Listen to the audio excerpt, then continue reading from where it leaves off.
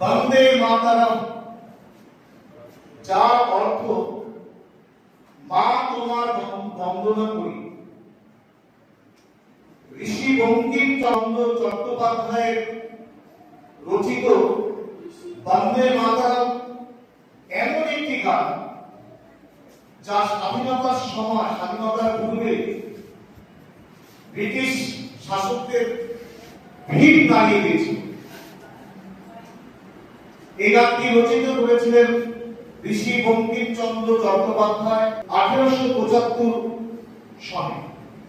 পরবর্তীতে আমরা 1882 সনে এই গানটিকে আমরা দেখতে পাই বঙ্কিমচন্দ্র চট্টোপাধ্যায়ের যে বিখ্যাত উপন্যাস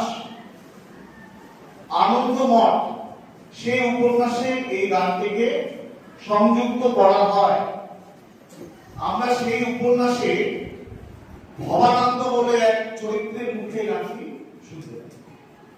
এবং পরবর্তীতে 1896 সালে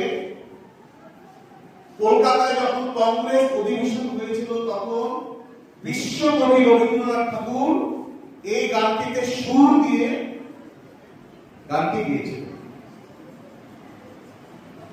পরবর্তীতে আমরা দেখতে পাই স্বাধীনতা সংগ্রামীদের কাছে এই গানটি মূল রণধ্বনিতে পরিণত হয়।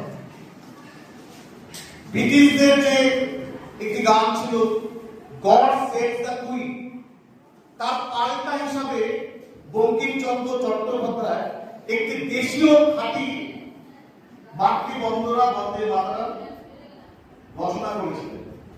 এই গানটির মূল গানটির 6টি স্তবক, কিন্তু সংবিধানে প্রথম দুটো স্তবককে দেওয়া হয়েছে, দুটো স্তবকই মূলত দেওয়া হয়ে থাকে। এবং এই প্রথম দুটো স্তবকে আমাদের ভারত মাতা তার প্রাকৃতিক সৌন্দর্য এবং রূপের বর্ণনা করা হয়েছে। তো এখন থেকে শিক্ষা দপ্তরের নির্দেশ অনুসারে জাতীয় সঙ্গীতের আগে ঋষি বঙ্কিমচন্দ্র চট্টোপাধ্যায় রচিত বন্দে মাতরম, যার অর্থ মা তোমার বন্দনা করি,